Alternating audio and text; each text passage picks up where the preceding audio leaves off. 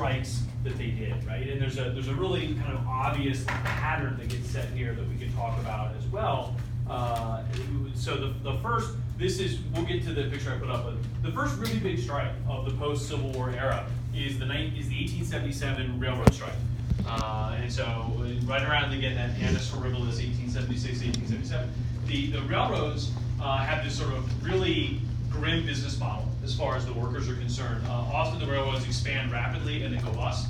They compete with each other ruthlessly, and one of the main ways they compete is very much like Vanderbilt and the steamboats, where what you do is you don't try to actually generate a profit. You try to drive your opponents out of business, become a monopoly in a particular area, and you do that by cutting costs, right? So you and your opponent are both running railroads between New York and Chicago, so you cut costs as much as you can, right? You drop ticket sales, cut worker wages, and you run your opponent out of business, jack up the prices, right?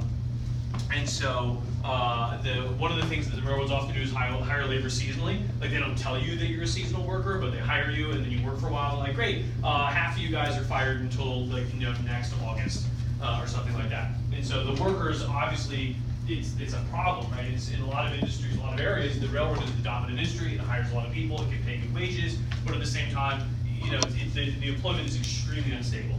And so all of this frustration boils over in 1877 in the autumn.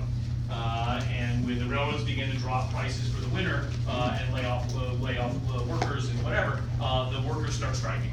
And so this is a very kind of disorganized strike. It's not organized by a union. Often the term is used as wildcat. It's not a strike organized by a union where we've all been socking money away in the strike fund and we all sit down and say, okay, January 1st, that's the day we're going to strike and this is the goal. It's sort of more like a spontaneous thing. The workers just walk off the job, and the striking spreads rapidly throughout the upper Midwest. You get a lot of what are called sympathy strikes, where workers who are not directly affected by the issues at hand decide to strike in order to sort of add weight to the striking workers. And so, having said that, it quickly becomes very serious. You quickly have thousands and thousands of railroad workers. You have engineers, you have station managers, you have ticket agents, you have the train conductors, you have the stevedores that unload and load freight, and engineers all striking. And it looks like it's almost going to paralyze the upper Midwest. I mean, it looks like you can't move freight, you can't move people, you can't move commercial goods. And the scary thing is that every city in the Northeast depends on coal for the winter, right? Everybody's got to have a coal bin filled up with coal so they can cook food and heat their homes in the winter. And it looks like cities are going to freeze. It looks like you're not going to be able to get the coal from the coal fields in West Virginia and in Pennsylvania to the big cities because the railroads aren't delivering. And so the standard issue pattern that you're going to see over and over again in this early part of the labor movement is that the strike happens, usually prompted by a very specific event, but it's sort of also about the kind of big grievances, right? Like this is the thing that made me mad today, but it's sort of symptomatic of the fact that the railroads are like god-awful to work for, right? And then the workers and the management both call for the government to intervene on their side, right? The management says, the workers are striking, you're going to wreck the country, you got to help us. And the workers say, look, government, we're taxpayers, we're workers, you've got to help us, these companies are exploiting us. And so both sides call for the government, and in every instance, the government will send in strike breakers, it will send in soldiers, and it will typically do so to aid the management. They'll typically do so to get the workers. And so what will happen in the 1877 railroad strike, which everybody has memories of that, everyone has these sort of blood-soaked memories of it. What happens is a bunch of states call the National Guard, the National Guardsmen go to the striking workers, and they kill hundreds of them. And so we should say kill about 100 people, wound a couple hundred more. And so they use, what's that? That were on strike. That's correct. Wow. Yeah, and they use the main force, right? And so that's a fairly standard pattern. You can see these big strikes being broken by strike breakers, typically in the very simplest sense of the term, actual soldiers employed by the United States government, right? And so the reason for this is that management, there's a number of things management has going for it. Obviously, money and political connections are a big one, right? I mean, you remember the bosses of the Senate, right? Those big money bag guys have a lot of weight to throw around in terms of influence in the government. Also, and this is significant, there is this sort of, they're very much able to play on the idea that these workers are going to paralyze the country, right? I mean, just one group of striking railroad workers is going to wreck the economy of the United States of America. It can't be allowed to happen. But at the same time, there's this fundamental argument that striking is somehow an illegitimate activity, that somehow it represents this foreign conspiracy. It's this sort of anti-American idea. It's this sort of evil plot to sort of wreck everything by this motivated band of radicals or whatever. And it's impossible to not reference the spread of radicalism, revolutionary violence, anarchism, and communism in Europe as part of this, right? I mean, that's what people are saying, right? Is that these workers, they're not just striking because they want higher wages, right? It's not that they're just pay us more and we'll go back to work. It's part of a plot to sort of overthrow the government, overthrow the society, and sort of reshape everything. And the spread of communism and radicalism in Europe is sort of directly what people would point to, right? It's happening in countries like France and in Germany and in Russia, right? In Russia, the radicals assassinated the Tsar, and a couple of years later, they tried to assassinate his son. Actually, and Vladimir Lenin, we'll talk about him later, but his older brother was executed for his role in the second plot to try to assassinate Alexander III, which radicalized Lenin when his brother was executed. And of course, this matters because those ideas are far away. It's Europe, right? Except it's not, because all those immigrants who've come into the United States of America in the 1870s and 80s, where did they come from? Eastern Europe, Central Europe. They brought those ideas with them, right? And so a lot of those immigrants, you might call them economic migrants, right? They were people who simply wanted a job, right? They simply wanted a job. They wanted to support their families. The United States of America had jobs, it had land, whatever. But some of those people were political refugees. There were big revolutions in 1848 in most European countries. In Germany, there was a huge revolution in 1848 that tried to create a liberal, democratic German government, right? Liberal in this sense meaning a classically liberal, like democracy, voting, free speech, as opposed to politically liberal, like in America, like Democrats in America today. Liberal with a small L. And so it failed utterly. I mean, it didn't fail like a little bit, it failed completely. The Crown Prince of Prussia sent the troops out and they shot hundreds of protesting activists and liberals in the streets of Berlin and in Western Germany.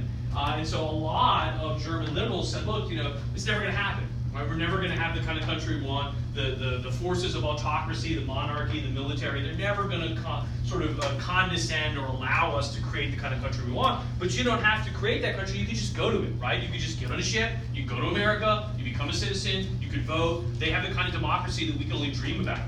Right, and so it's fair to say that thousands and thousands and thousands of disaffected political refugees from Europe, and in some cases pretty radical people, immigrated to the United States of America. And so it's not to say that it wasn't homegrown radicalism, but what that did for a lot of upper class people, managers, company owners, and so on, what that did was it inevitably sort of connected the labor movement with foreign radicalism, right? It gave them that ability to say, well, these ideas aren't American ideas, they're foreign ideas, and the implication is foreign is bad, right? And so, again, that's not necessarily true. It's a gross oversimplification, but that was a very effective debating tactic to argue that these strikes are not legitimate grievances. These workers are not simply upset that the conditions are bad and we should want to fix them, right? They're instead foreign radicals, right? They're out here overthrowing the government, assassinating people, and all that kind of stuff, right? And again, there had been, in the last days of the 19th century, something like 25,000 government officials were assassinated in Russia over the course of 25 years or so. There were assassination attempts on the King of England and his mother, Queen Victoria. There were assassination attempts that were successful on the Russian emperor, as well as a number of other European heads of state. And one American president, Grover Cleveland, was assassinated in 1881, right? As was Lincoln in 1865. And so the idea that like secret anarchists are out there like building bombs and stuff was not a completely insane argument, but it was an effective one to discredit the labor movement as a whole, right? And again, it's important to know that there was this key association that you might say, well, the workers are just out there trying to improve things for themselves. That's fundamentally a legitimate thing, right? If you're treated badly, you should have the right to try to be treated better. That was off the table, right? And instead, the narrative that you had, or the idea that you had, was popularized particularly in the mainstream press and by the government, as well as by big business owners, was that this was a kind of illegitimate activity, right? There was nothing right or good or legitimate about labor movements, protests, unions, or anything. And so the railroad strike sets up a pretty standard pattern, right? Workers, there's a tipping point. Workers have a particular issue that is symbolic of a bigger thing. They strike. The strike spreads. both sides call for the government sends in troops or soldiers or whatever, and violence happens, and the workers end up getting pretty much crushed, right? And so the 1877 strike ends in a sort of a terrifyingly bad sort of bloodbath, right?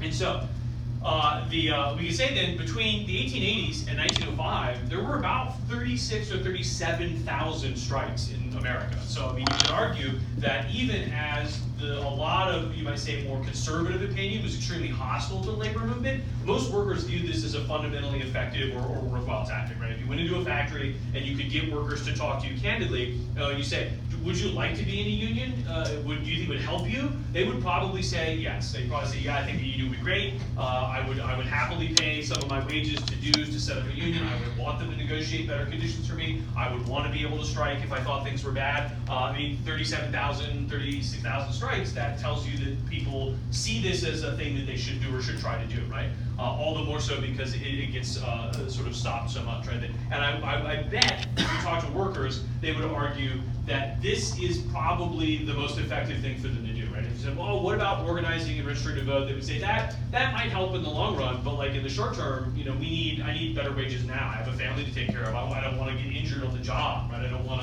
to suffer an accident, right? Something like that. And so there's a few attempts to build labor unions that sort of transcend particular jobs. That's very much a characteristic of the labor movement today in the United States. It's often what are called craft unions or sort of local unions. These are organized around a very specific thing, right? Like steel workers or, you know, like pipe fitters or like electricians or something. And there's an attempt to build a sort of a bigger union than that. Right, and so there was a National Labor Union, which was open to workers. That got killed by the Depression in the 1870s. And it advocated originally for the 8-hour workday. And so when we think about what these unions want, it's also important to note that by our standards, what they wanted was fairly basic, right? They wanted slightly higher wages, basic health and safety conditions attached to work. They wanted the 8-hour workday, which most of us would agree is a fairly reasonable demand, right? And of course, employers would always say, "Gosh, you know, you lazy workers, you don't want to work more than 8 hours a day.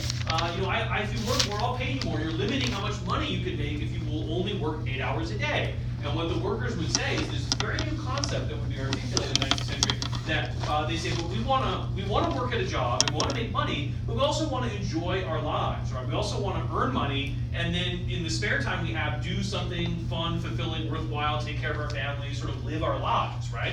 And so the idea that you have work time and leisure time, that you work at your job to earn money so that you can enjoy the rest of your life. And the workers would say, no matter how much money you make, if you work 10 hours a day, 6 days a week, you don't enjoy the rest of your life, right? You don't enjoy the rest of your days. And so limiting yourself to the 8-hour day, yes, it caps your income, but it also gives you time to actually enjoy your life, right? To go off work and enjoy your family, or to do something on the weekends or whatever. And so that idea of leisure time is a pretty new concept as far as sort of work and life goes. It's not something that people in the 17 or 1600s would really have understood very well.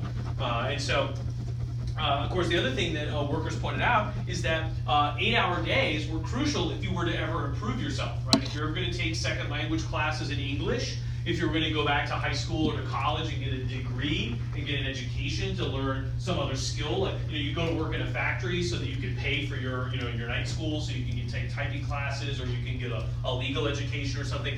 You can't do that if you work 10 hours a day. It's just not possible. And so a lot of workers said that the point of the 8-hour day is to give you time to enjoy your life, but also maybe to even be able to sort of like advance yourself, right? To sort of live a better life, right? And of course the workers pointed out, gosh, it's not like there's not going to be a boat full of other people behind us, right? Me getting a GED and going to trade school and getting promoted from worker to like floor manager, it's not like I'm the only person that's ever going to work in your factory, right? Like what's going to happen is that there's another boat full of Germans or somebody, you can hire them, right? And when that guy learns to speak English and gets his GED and goes to college, there's more people after that. And so they viewed economic advancement as a sort of a ladder, right? Where you climb up the rungs and you do time in each rung and earn the money you need and get what you need to go up higher and higher. And so they viewed the 8-hour workday as sort of a necessary precondition for that to happen, right? And so again, consider how basic that is. They're not asking for the moon by the standards that we would have, right? Because I don't think anybody in America today would be looking to overturn the 8-hour workday or the 5-hour work week, right? And so they get killed though.